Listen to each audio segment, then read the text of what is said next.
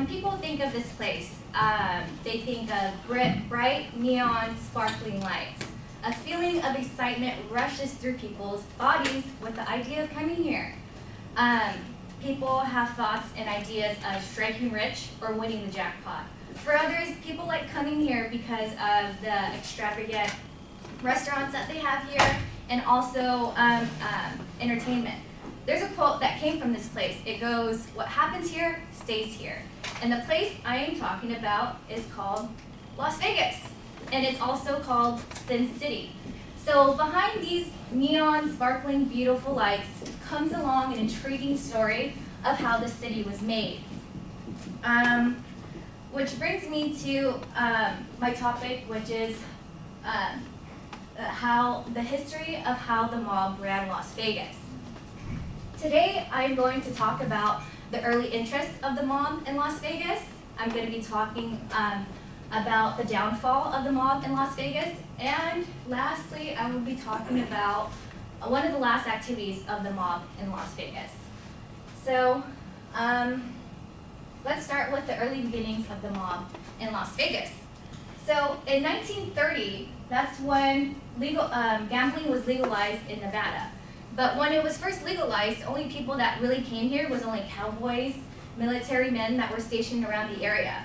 In Las Vegas, in 1930, it was very dirty, middle of the desert, and there were only gas stations around and a few breezy old diners and had breezy food. And they only had a few shops that had slot machines. So it wasn't very an attractive place to go to or to live. So so here we have a picture of the old Las Vegas. So you guys see how it's kind of like dirty, dusty, and nobody wants to come here. So in 1940s, the legalized gambling was caught the interest of Lucy Luciano's crime family. And Lucy Luciano, if you guys don't know who he is the father of organized crime and splitting, and he was known of splitting the New York City crime families into 5 families. So the 5 families, if you guys don't know of them, they are an organized crime, and they were very notorious back in the day. If you guys know of Al Capone, this was going on during Al Capone's prime era. So these 5 families were in charge of prostitution, racketeering of union laborers, narcotic trade, and they're also involved with loan sharking and also underground gambling. So that's why they saw legalized gambling in Nevada as a big opportunity for them to make legitimate money for themselves. So the 5 families chose Benjamin Bugsy Siegel and also Meyer Lansky to place into action the business adventure that they had. So Benjamin Bugsy was also a hitman for the 5 families, and also he was part of the syndicate that he created. Meyer Lansky was an accountant for these 5 families. So in 1946, that's when Bugsy Siegel opened up the first Flamingo. In 1946, it only stayed open for 2 weeks, and they were very successful. So they found out that Bugsy Siegel was stealing money from the mafia funds that were for this casino, and they weren't having any money coming in. So in 1947, he was murdered it was widely believed that he was murdered by the 5 families in Los Angeles in his girlfriend's house. And basically what Bugsy Siegel was, he saw and wanted the Flamingo to have a Hollywood type of theme and luxury type of place. So 20 minutes after he was murdered, Meyer Lansky brought in a few other business partners to rebuild the Flamingo, and they later opened up in the same year, 1947. So in 1947, when they opened up, business is booming. They're doing very well. They put in more luxury rooms, as we've seen here. They put in gourmet restaurants, gourmet like foods, fine dining, and they also brought in great entertainment. Business is booming, and it was doing so well that even celebrities came in during this time to come and see the new Las Vegas. So they're doing very well, that a lot of other mafia from like Chicago and New York came to come do business and open up more businesses and casinos, such as the Sahara, the Sands. Have you guys ever gone to Vegas? These are still open, the New Frontier and the Riviera. So as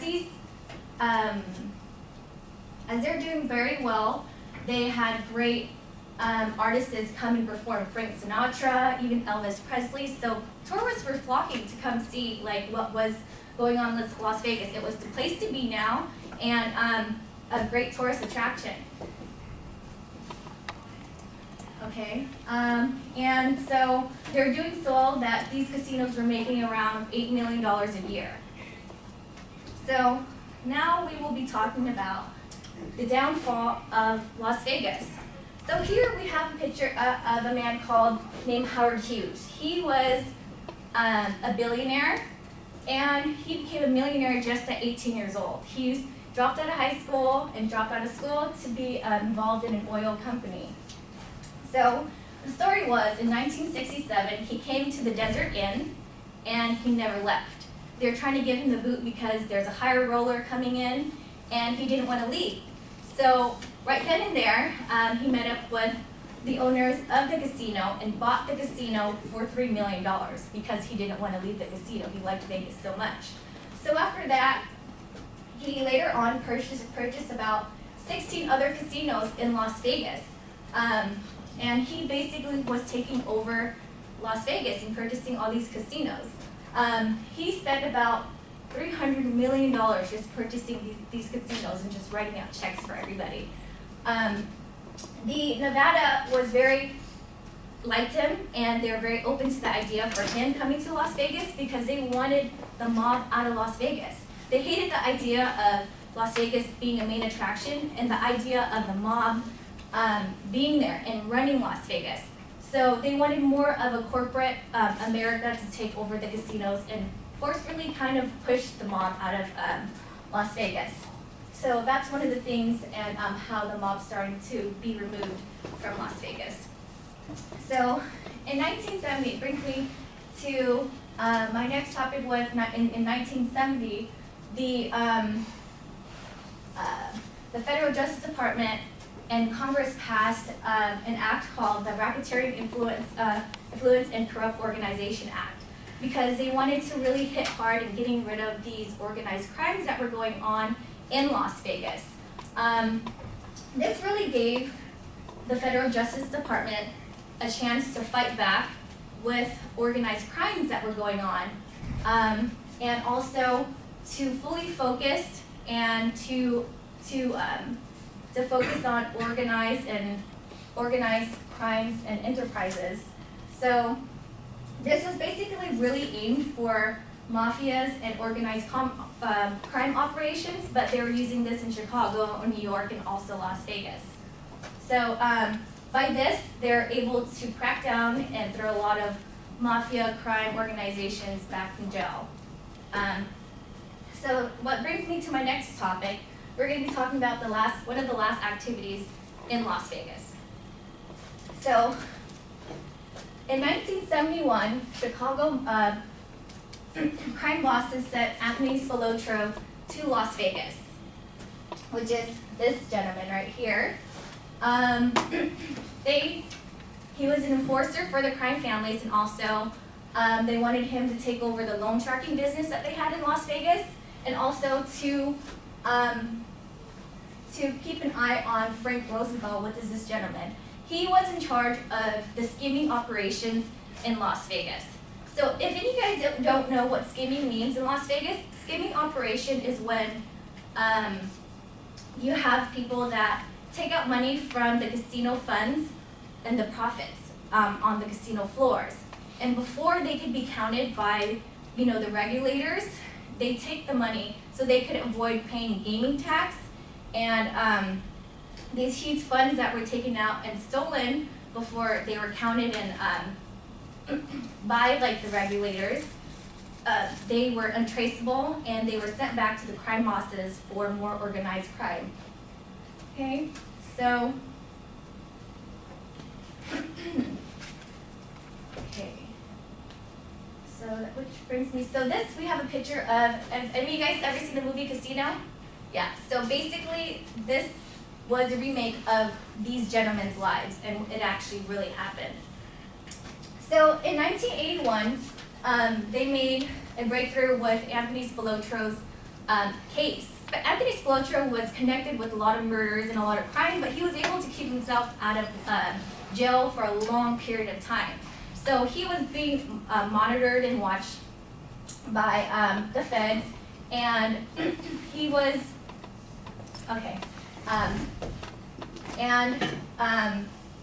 so they made a breakthrough in his case, but the crime bosses didn't like the attention that they were getting, so in 1986 they found his body, and he was beaten with a bat along with his brother and also buried alive.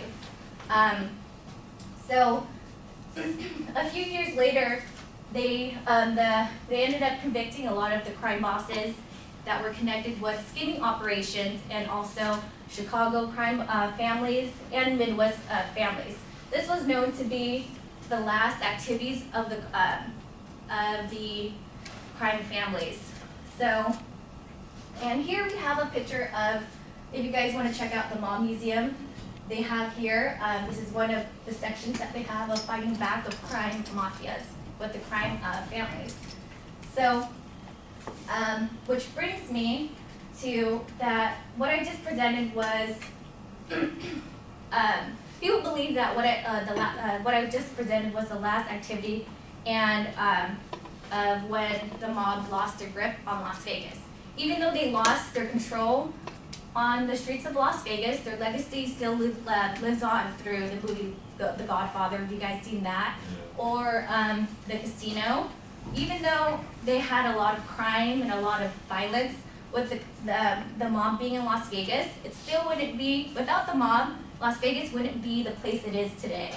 I feel that the mob brought the glitz and glam and entertainment to Las Vegas. So now that you guys know the history of when the mob ran Las Vegas, just know that to every great city comes along a great story.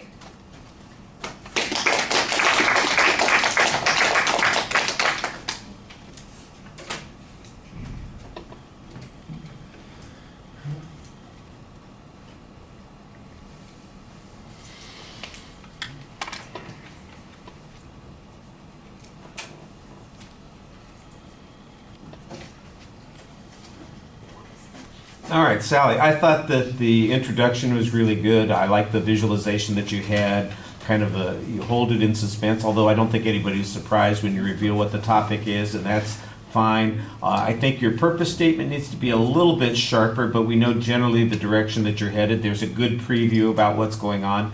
In the contents, I didn't really hear any source citations being presented for your information, maybe a couple of references to a movie or two, but not really much in the way of research. And I'm sure that you did some research, but it hasn't been cited very well in the presentation. When you watch back, you're going to notice that probably 70% of the time you're delivering your speech sideways and you're looking at the screen instead of at the audience. So that's very disengaging and a little, I won't say a little, that's very problematic. You do have some good indicators and gestures while you're speaking, and when you look at us, your facial expressions look animated and you look engaged. You don't come across as particularly nervous, but like I said, your eye contact is very inconsistent because you do turn sideways. I like the visuals that you had. I thought that they were appropriate for the material that you're presenting, and you're not really dependent on a script. So this is one of those situations where it's not that you're looking at a script and that's what turns your attention away from the audience. It's that you kind of get wrapped up in your own visual materials and you're not then focusing on a couple of things, and we'll talk about one of those things in just a second. The voice is fine. You're easy to hear. There's pretty good variety. I do think you could get maybe a little bit more emotional stuff in it. You had some at the beginning of the speech, and I think a little bit with the conclusion of the presentation, but there's some places where there are things happening in the story that are kind of dramatic, and I won't say gloss over them, but there's nothing in your voice that suggests that it's particularly unique and dramatic. Okay, let's talk about the elephant in the room. This speech was 12 minutes and 58 seconds, which is substantially overtime, and Sorry, guys. which makes it seem like it's unlikely that you practiced it as much as you needed to, or that you were as well prepared as you needed to be. And I think that's a problem. This is, you need to, especially when you're doing a prepared speech, you need to figure out how long is this going to take before you even start speaking. When you're doing an impromptu speech and you're winging it, you can kind of judge by the time, but you've got a schedule, you've got the points that you've got the information that you want to present, you've got the visuals, and if you haven't practiced it and fit it in with the amount of time, that just means that there's been an opportunity that's lost there, and that is problematic. Couple of things in the technical stuff. Like I mentioned that everything from Rico on is in overtime, so that's a little bit of an issue. Like I said, there weren't any source citations. It's not Luciano, it's Lucky Luciano. That was his nickname. I think it's actually Charles. I think it was Charlie Luciano, was his real name. But really talk about it. Yeah, there's a lot of that kind of stuff. And I mean, to be honest, I think some people, you mentioned, asked people if they'd seen Casino. I was thinking of 3 or 4 movies as we were talking about that. You got Casino, Godfather 1, Godfather 2, and Bugsy. And all of that was going through my head. And I'm going, yep, I remember that, I remember that, I remember that, I remember that. And you're kind of putting it together. You need to kind of cut down on the history of the crime families, get to the Vegas stuff and how the mob's going there, talk about the events that's going on. You get sidetracked. Although I think it's important with the Howard Hughes story, I didn't get any information cited about Howard Hughes. That is a famous story, and it is true, about Howard Hughes being in the Desert Inn, and they wanted him to move out, and he just said no, and he bought the hotel as a way to avoid having to move out. His investment in Vegas after that, that's the stuff that I think I would have liked to have heard more information about, and how that it basically started squeezing the mob out because more legitimate businesses started coming in. And then the impact of the RICO Act, I did think that was one of the things that was different and distinctive about your speech, and that probably could have used a little bit more detail about how they used that to get the mob. All right, well, it's 18 minutes in. I need to stop here.